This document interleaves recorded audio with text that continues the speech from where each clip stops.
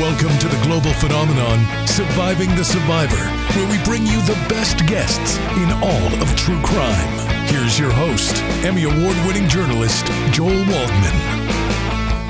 She was already accused of murdering her husband with 5 times the lethal dose of fentanyl. And now Kouri Richins has been hit with 26 new felony charges. Welcome to Surviving the Survivor. This is the show that brings you the very best guests in all of true crime. So the news for Kouri Richins, who was supposed to stand trial at the end of April, just seems to be getting worse. She is now set to stand trial at the beginning of 2026. And here to get us all caught up is the one and only Gigi G-Money McKelvey, host of Pretty Lies and Alibis. Most important question, Gigi, how is Grammy doing? I know she's had a difficult couple of days. She's doing much better. I got a call my last night in Phoenix that they were taking her to the hospital by ambulance. So I got the red eye out. Worst night of my life on the plane, watching these results come in through my chart. But after a stay in ICU and a procedure, she's back home and doing great. So very thankful for that. And thank you for asking. Sure. Happy to ask. Happy that she is doing well. So prosecutors, Gigi, say that Kouri forged documents, laundered money, issued bad checks. This is all on top of the homicide charges, even defrauding her own friend, which I guess is no real surprise since she's accused of killing her own husband. All doing this while plotting to kill husband Eric. The new charges here, the prosecutors at least, reveal a woman who they say was on the quote-unquote brink of financial collapse, forging her way through these real estate loans and funneling money through multiple accounts, all again while setting the stage for her husband's death. So you and I talked about this. They're going to be separate trials, one on the money end of things, the other on the murder trial. But in terms of the financial crimes, things are just going from bad to worse for her. Not that the murder charges aren't bad enough, but tell us what we know so far about these financial crimes and the new charges piling up. Yeah, so there were 26 new charges added to murder, which, I mean, like you say, it just gets worse. Now, those will be severed. The judge did approve a severance a while back, and that these new charges will be part of that. But, I mean, like you say, she's defrauding her friend. She's robbing Peter to pay Paul almost on a daily basis. It had to be exhausting to try to figure out, how do you get the money to pay this hard money lender? It's just a big mess. Millions of dollars. And to me, it really lends to motive. I know that her defense team wanted it severed. I'm sure the state wanted this to come in. I'm not sure how much of this they'll be able to bring in. The one thing that always stood out to me is Eric Richins did not want her to buy this unfinished mansion. It was over $1 million. It wasn't finished. It was going to take a lot of money to get that thing ready for market. And get this, she signed on that the day after she killed him, allegedly. It's just insane. It's forgery. It's her writing checks that she knew she didn't have money in her accounts to pay for. And she was taking the header of her realty business or her bank accounts and inserting Eric's financial bank statements in there to make it look like she had a lot of money because he was doing very, very well with his masonry business. And she was just taking his balances, and it worked for a while. They were giving her money, although there were times where certain lenders were a little puzzled at how her credit was so bad. They were like, you have all this money, when really she didn't. There were times that bank account was down to $50 or something like that. Yeah, it sounds like a Miami style scheme where I'm coming from. But you said robbing Peter to pay Paul. That's essentially a Ponzi scheme, which is sort of what she got herself involved with. A lot of people don't remember this either, but basically after news of the death of Eric, there was like a family gathering, and that's when Eric's sister informed Kouri that she's been written out of the will, and Kouri tried to beat her up. They got into like a physical altercation. So this is not a woman with a healthy mind. But Gigi, the thing that kind of freaks me out, and I've said this on Surviving the Survivor, when you look at a photo of Kouri Richins, she almost looks like a choir girl. She just looks like the most harmless, sort of naive looking person that anyone can come across. Apparently she was working, like literally working for an hourly wage, which obviously that is the American way. You got to work hard. But she was working at a Home Depot when Eric caught her eye, apparently, because she knew this guy was coming in doing his masonry work and was making a killing in his business, and maybe was sort of quote unquote hunting him because of his financial resources. But I mean, I guess, neither of us are psychologists, but what do you make of her? Like, if it wasn't Eric, would this be happening? And by the way, she had a boyfriend too, but I mean, would this be happening with sort of anyone that you think she was with, just because she's got this really demented, depraved mind, I guess? It's hard to know, but you would have to have some sort of assets to even really get started. You would have to have your startup money, and to start taking out all these loans, you would need to show that you have the means to pay these loans back. Now with Eric, they had the home, which was his. Part of the prenup was that home remained his. But I mean, I don't think you're working at Home Depot, and look, people rise up from a job at Home Depot and become very successful, but usually not by riding on the coattails of anybody else. These are people that work 2 and 3 jobs that save their money to be able to start a business. I really do think that, and I do believe the Richins family were very well known there. They've been there for generations, so I'm sure it's no secret to her that Eric was a very successful guy.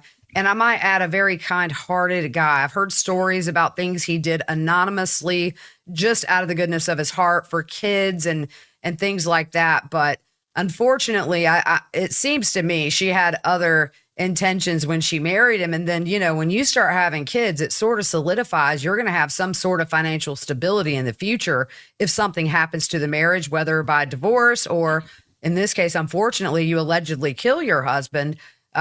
So for me, I kind of just saw her as a snake in the grass, waiting to strike. And unfortunately, she found a very good guy who had a lot of money to do so. And he was so mindful of that, that's why he started his trust. In the event something happened to him, he wanted to make sure his boys were taken care of. And that's why he gave it to his sister, because I think he saw the road she was going down and knew if she wanted to, she'd drain him of everything he had worked hard for. Yeah, what's crazy, which I think a lot of people forget a lot of the details of this case because it's been lingering for so long. But on the Valentine's Day before, which is just a few months, maybe 2 months before he actually was killed, she tried poisoning him then. So she had tried it a time before, and maybe, I don't know, but maybe Eric was just too kind. And just didn't see it coming again. But unfortunately, she was really successful the second time around. Also, we've got that walk the dog letter, which we can get into in a few minutes. But essentially, while she was in jail, which she still is, she was working on some alibi with her mom and her brother to basically talk about what she was doing. And it was anything but trying to poison him. And then you've got the mother, whose last name is Darden, I believe, if I'm remembering correctly. And she was openly gay, but lost her partner in a similar kind of way, which makes you wonder what's going on in this family. Now, the mother's never been charged, so these are allegations, but apparently it was pretty similar. But back to the these added charges, because this is really the headline of the show, and then we'll spend some time on this, break down a few other things, and we will rock and roll out of here, because I know we both had long days, and we'll wrap it quicker than a typical Surviving the Survivor. But new charges here: 5 counts, second-degree felony mortgage fraud; 7 counts, second-degree felony money laundering; 5 counts, third-degree felony forgery; 7 counts, third-degree felony issuing a bad check; 1 count, second-degree felony communications, and the list goes on. There's another one here: 1 count of a pattern of unlawful activity. I think this goes back all the way to like 2019 when she starts stealing from Eric Richins' business. I guess my question, I don't know if you know the answer, but I'm just wondering why these added charges now after all this time. You think it was just a matter of getting the sort of the accounting straight for investigators, or were they just sitting on this? Do you have any thoughts on that? Yeah, I'm not sure, but I think that when you are dealing with multiple financial institutions to get the search warrants and then get all of that returned, and then you have to have a forensic accountant look at that. They had one testify at one of her hearings previously. I'm sure it's just a lot of math, which Joel, I could never do. I suck at math. But, I think these things take a while to sort of trace where did this money go into this account. She even transferred money to her mother in the midst of all this, $1,000 here and there. So yeah, I think part of it is just, also these investigators are really busy on the priority case, which is the murder case.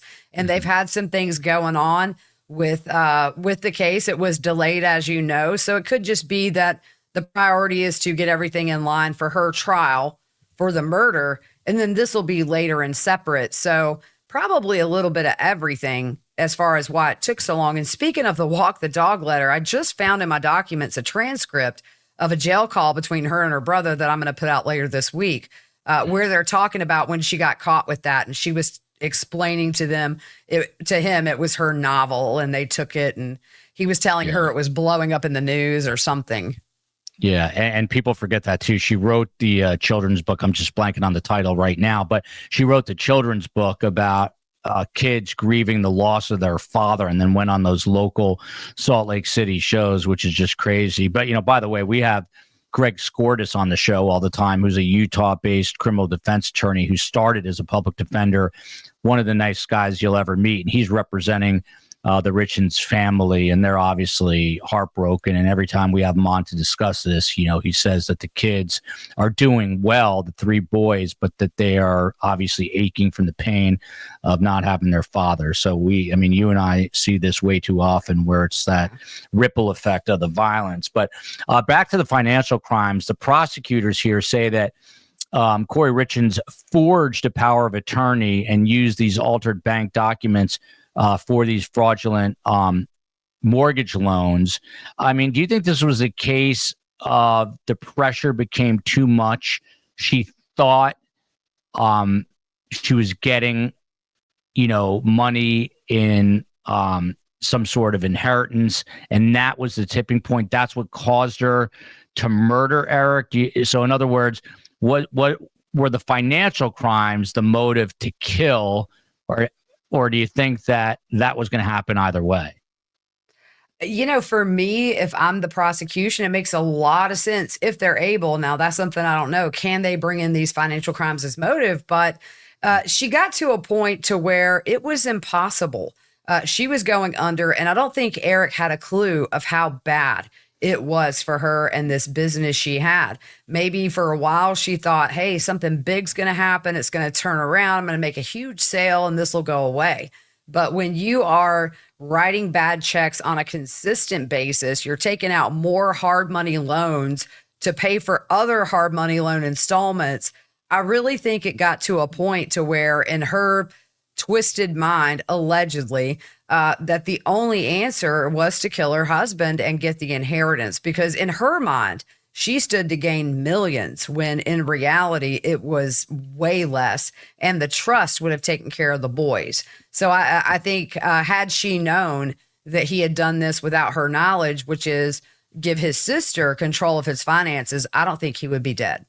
Yeah. By the way, the boys are with Eric's family, so they're being, well taken care of. But you lose a father, and now they're going to lose a mother. Like more, 99%. This woman is going to get convicted. I have no doubt. But oh yeah.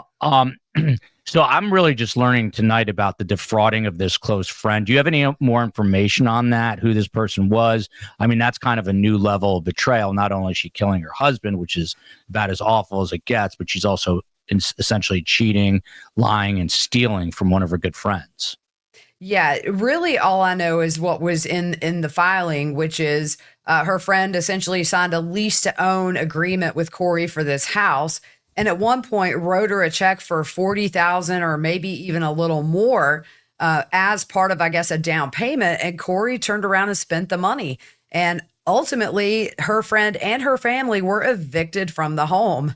I mean, it doesn't get any worse, as far as being a friend, to sabotage your friend like that, knowing full well you don't, that money should have went to the house. But she was so in deep that she was desperate. And I guess everybody was fair game when you get to that point. $40,000 when you're paying sometimes tens of thousands of dollars a week in these hard money loans. I guess you just do anything.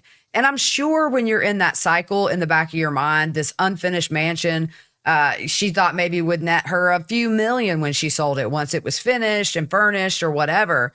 But it was a domino effect. I mean, it was nonstop. And I have a friend who knows this case very, very well. And kind of at the beginning, she was like, there's going to be some financial stuff that's probably going to be huge. And she was right. Doesn't know Kouri, but kind of knew the situation through court filings. And she's very good with real estate money. And it was clear that, I went back and looked at her old website on the Wayback Machine. And it's just interesting to see. You see this bright-eyed girl, attractive in the photo. And you see all these homes she sold. And man, knowing what we know now, it was just this facade for somebody who didn't know what they were doing. I think that also real estate there, around that time, 2018, 19, I knew so many people personally who quit their careers and jumped in because at least locally, the housing market, and still is here in Greenville, was booming and people were making bank. But then the market got oversaturated with real estate agents. And then they went back to their old jobs because they weren't experienced enough to know really how to do it. To where people that have been in this 20, 30 years, they can do it in their sleep. And you wonder with her, was that the case that she thought this would be a way to make a lot of money really quick and get financially stable for herself? I mean, her marriage was financially stable, but clearly she just didn't know what she was doing. Yeah, it sounds like she just got in. I mean, I'm not making any excuses because this woman appears to be a cold-blooded killer, but maybe she thought that it was a cash grab, like you said. Here in Miami, I happen to know some people who are in the cash advance business, which is kind of these hard loans, and it's a shady business. I mean, it's crazy, and they charge these ridiculous. People don't realize it, but we're talking a typical interest rate might be 8 or 9%. And these people are charging 70% interest rates on the loans that they're giving. So you find yourself deep in the hole before you can even climb out of it. But sometimes too, with these advances, I mean, the interest rate can be as high as 199%. I mean, so you're paying, triple just on the interest and not even touching the principal. I mean, and the bad thing is, with these title loans, they prey on people who are struggling financially, and they just, it's easy to say, hey, I'll get $1,000. Before you know it, you're paying, $800 a month just on interest. And I mean, they will come after you. I've had people in my neighborhood, you see the tow truck and you're like, oh, they got one of those loans and it went bad. But yeah, it's really crazy how that goes. And the hard money lenders for these mortgages, they're meant to be short term. These are for people who are experienced that don't want to do your traditional mortgage loans, and they're going to turn these houses really quickly. But with Kouri, it wasn't that way. I mean, she had houses that were just sitting there. Yeah, well, let's not give the COE any ideas. I don't know what she knows about these hard loans, but I don't want her dipping her toes into that. But so I guess the question I have, which I think I know the answer to, because of all these new financial charges, is there any scenario where this sort of, I guess, undercuts the murder case where people's attention is now taken away because of the financial crimes? I mean, I assume the murder charges, and I think we're both trying to figure this out, take precedence. It sounds like they're going to be severed. It sounds like the murder charges are going to be dealt with first. But I mean, I personally don't think that the financial crimes are going to undercut the murder charges, because the murder charges are the most serious charges here. But in any way, shape, or form, could this in some bizarre way help Kouri Richins by taking away the attention from the murder? I don't think so. I mean, just with my listeners, it's sort of I'm not surprised. Nobody was shocked that she did all this. We all knew she was struggling just with what we've heard. And in that one hearing, you did have that the forensic financial person come on and really kind of give a glimpse of how deep she was in. So I really don't think it's going to trump the murder. It's money, a life, it's different zip codes. I think it just goes to show, for me, it really solidifies the motive. More than anything, it doesn't lessen it. It just makes more sense now to me. That's and my listeners have kind of echoed the same thing. Yeah. Usually the listeners are a lot smarter than at least me. I don't know about us. I got some good listeners. I'll tell you that. Yeah, so do we. The prenup here, the clause says that Eric's business would only go to Kouri if he died while married to her. And I guess technically he did, but the rug was still pulled out from under her. What do we know, if anything, about the prenup? I know that the marital home they were in, he retained that. I believe he had that before they were married. You did have that share in the masonry business, but it was really, it just seemed like an average prenup. There wasn't anything in there that seemed extreme by Eric. It seemed very fair. It was clear that within reason he was going to take care of her and the kids. I believe they had a kid. Well, they had all their kids when he did the trust. So I think at that point, though, Eric knew enough that she was really getting in deep, that, again, he just protected his kids in the future in the event he died. And if I'm not mistaken, and I'm sure somebody will correct me if I'm wrong, and I appreciate it, he did make a comment to a friend that he thought she was trying to kill him after that Valentine's or something to that effect. Yeah. So I think I didn't mean to cut you off there, but that was my next question. But I think she actually, if I have this correct, and people can correct me after the fact, but I think she told a friend what he had. It's like a game of telephone. I think she had told a friend what he had reportedly said to a friend, which was, I think my wife tried to poison me. I guess my question is, and I mentioned this earlier, any thoughts on why he didn't seem to take it? I don't want to say more seriously. I don't know what he did, if anything, but it happened on Valentine's Day. And then I think the murder was like within a month or two of that first poisoning. If God forbid my wife tries to poison me, I'm not going to be eating. I'm going to take it pretty seriously. But maybe he just thought there's no way she could actually be doing this. Any thoughts on why he sort of let his guard down? I think it came down to his boys. I think that he did not want to be away from them. And, we see that a lot in marriages where there's domestic violence. They don't want, sometimes women or men will say, I can't afford to be out. I really just think Eric did not want to ever be away from his boys with shared custody. He wanted to be there 24/7. And I think that if just knowing what I've heard about Eric from people who knew him, that seems like the most likely scenario, because otherwise you would walk. He was a very nice looking guy, seemed to be a sweetheart, and he had money. So I don't think he would have ever struggled to find somebody else. But you throw those kids in there and you just think, you're a dad, you're home with your kids every day, every night. If you couldn't be and you saw them, a quarter of the time you see them now, I think that thought maybe was just too painful for him. So I think if I had to guess, that might be a big reason why he didn't leave her. Yeah, and that's what Greg Skordas, the family spokesperson who's on the show on STS, he said the same thing. He just, he was super laser focused on taking care of the boys, and that probably blinded him to the fact that she was trying to do all this. Now, she has a pretty crazy search history. We know that's always coming up when investigators start doing their digital forensics. She Googled, what is a lethal dose of fentanyl? How long does life insurance take to pay? This is really important stuff in terms of the murder case and building the case in general. But it really shows, Gigi, it shows this premeditation, whether it was because of the financial collapse that she was experiencing or just the fact that she had a personal vendetta against the husband. One thing is for sure, she was planning this. So, it's going to be really hard for her to skirt her way around this once this trial actually gets underway. No doubt. I mean, she was even Googling prisons, trying to see what I guess she may be in for should she get caught, which she did. I mean, look, people still are under, she must not watch a lot of true crime stuff, Joel, because all of us know if you delete it, it ain't going nowhere. Dumb criminals. All this is, to me, it's a pretty slam dunk case. There's not much room for doubt.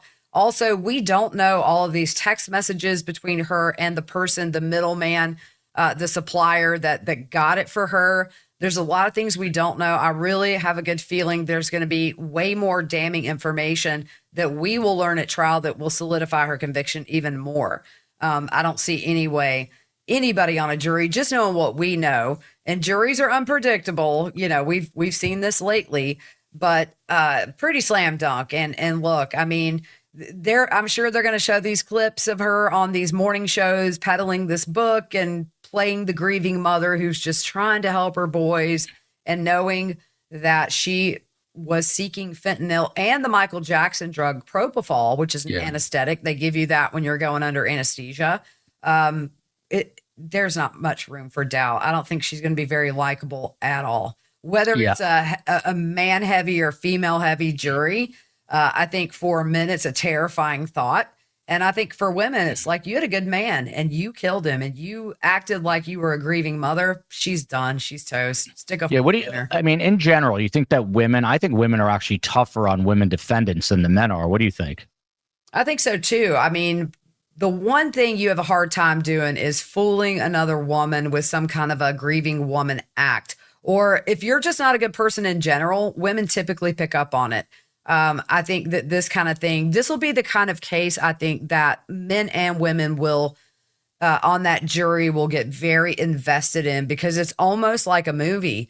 It's just, you got a rich husband, you've got a woman that wants to make it on her own. She gets in debt, she gets fentanyl, kills her husband, has a boyfriend texting him, right there around the time of the murder.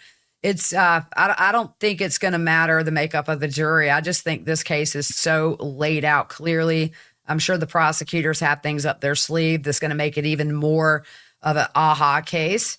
So what is it, February for her? February 2026. Yeah, this coming February is the trial. Was supposed to have begun April 28th of 2025, but it got continued. They asked. It seems like every single trial has been continued. I think one of the things that people forget also is that they had a housekeeper, and that housekeeper was, I think, charged and or arrested with supplying some of the fentanyl, which is kind of crazy. She had a drug connection, so. I think she is going to turn state's witness. Have you heard anything about that? Am I right? Yeah. I mean, I'm sure she worked out a deal. And I will say that the woman that was the middle woman, Kouri presented this as she had a client who was having some back pain or something to that effect. The housekeeper did not know. And from what I've heard, she keeps Eric's obituary on her mirror. She's so disturbed by it. She had no clue, liked Eric, definitely just, had no idea Kouri was getting this to kill Eric. And I think it shook her hard. So I'm sure she's very cooperative. They did go on with a search warrant. I believe she was on probation, and they did find some things in there. I'm sure that's something that, potentially investigators worked with of, hey, look, tell us what you know. We might make this go away. But I've heard she is absolutely devastated of what happened. Yeah, I'm sure she liked Eric and did not see it coming. Probably thought she was going to use the drugs for, like recreational consumption. A couple more things. This is going to be a shorter show than typical. Thank you guys for tuning in. And please remember to hit that like button and subscribe. But let's just get back to the grief book. It was a children's book, and she goes on these local Salt Lake City TV shows, like the morning shows, to pitch this book. I mean, do you think she actually believed that she could control the narrative and that this was going to trick people? She does a lot of things that it seems like she thinks are going to outsmart everybody, but are really pretty dumb and transparent after the fact.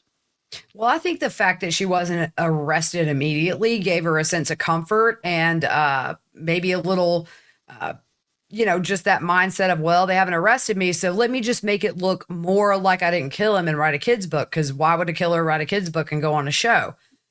I do think that was part of her thinking, and maybe to make money. I mean, I don't put it past her to just say, hey, I can monetize on the man that I allegedly killed.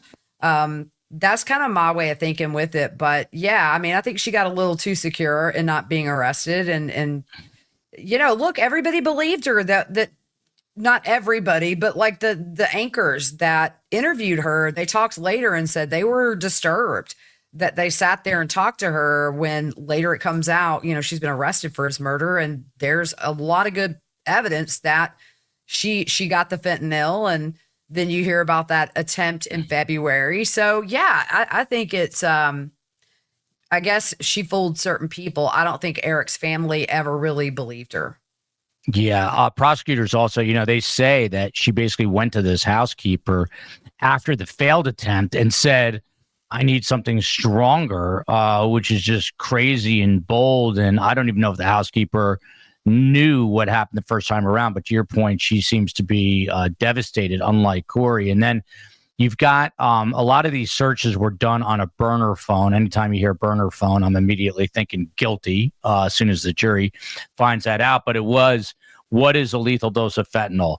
How long do life insurance companies take to pay? Can cops uncover deleted messages with an iPhone or on an iPhone? If someone is poisoned, what does it go down on the death certificate as? So right there, does a jury need anything besides what I just read to you to convict this woman? I don't think much. I think, in reality, we could probably like open and close this in a day and just hit the important parts. But, I'm sure they have weeks laid out. I'm going to be at that trial for a bit as well, hoping to get there for openings in maybe the first couple of weeks. So I'm very interested to watch it unfold there and at home.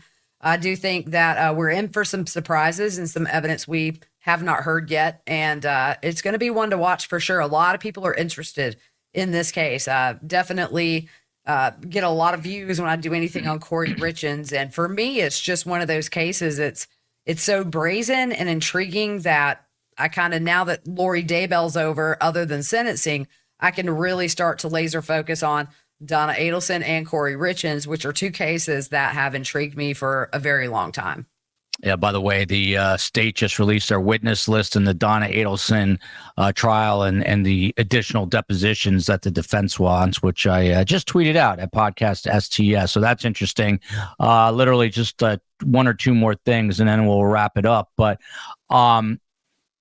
and by the way, I had tickets to go to Park City, Utah in April, and now the trial has been moved to February, which is high season for skiing. So I'm going to have to wiggle my way into something, because those are going to be some expensive hotel nights in Park City when this trial kicks off. But I'm planning to go out there as well. So it's going to be a fascinating trial. And this has been building, and we covered it extensively, and then it kind of fell off the radar just because of all the different delays. But jury selection is set to begin February 10th of 2026. The trial to begin 13 days later on the 23rd, but you just never know if one is going to bleed into another. She's also had issues with her defense team, Gigi.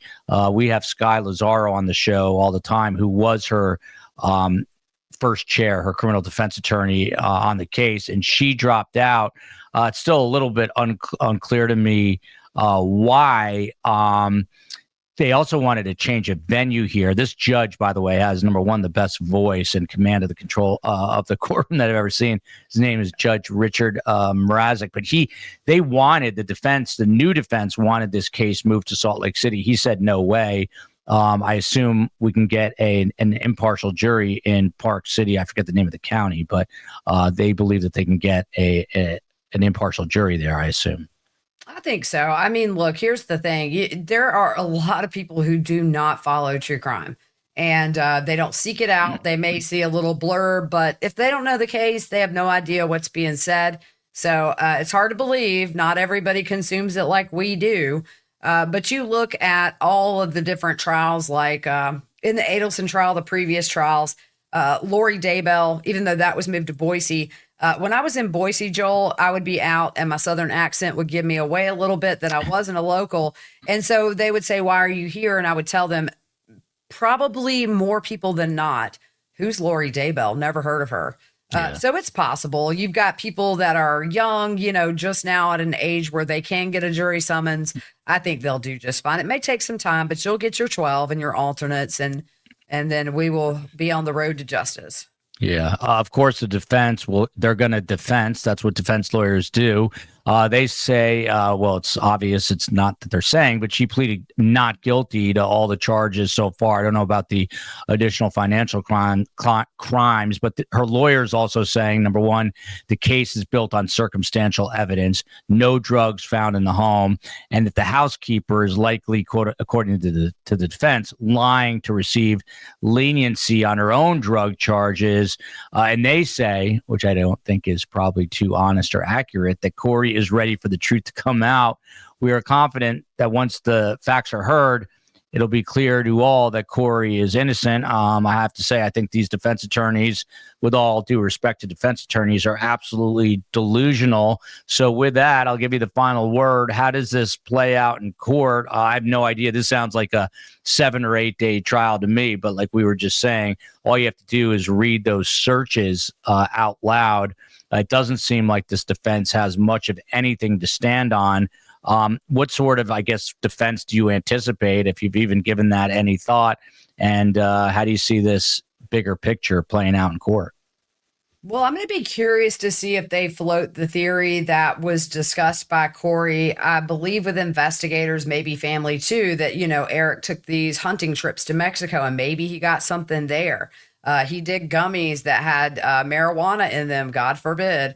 I think they're probably going to try to throw it on Eric and say that he willingly took this. But I mean, look, the thing is, he was a hard worker. You can tell when somebody regularly takes fentanyl. They have behavior issues. It's very obvious for somebody who's addicted to that stuff. But I do think they're going to try to throw that blame on Eric completely. Because otherwise nobody was in the house but the two of them and their kids, and we could rule the kids out. So I think that's the only way to go. And even then it's a stretch, because you got all this with her asking this woman for fentanyl. And then the second time when it didn't work, like you said, need something stronger. Good luck with that. I mean, I try not to form opinions before these go to trial, but with this one, it's just like, if I sat here and said I don't have opinion, I'd be lying through my teeth, because I do. And I think it looks bad for her, and they'll throw something against the wall and hope it sticks, but good luck. Yeah. I'll just add to that. Criminal defense attorneys, when you need one, it's, you got to have them. They serve a really important role, but I agree with you, particularly in this case, they're going to try to dirty up Eric Richins, which is just horrible, because that's like pouring salt in the wounds. They're going to say that he was drug addicted. I don't think they're going to have any proof of that. I asked Greg Skordas about that. He says categorically, this guy never touched drugs.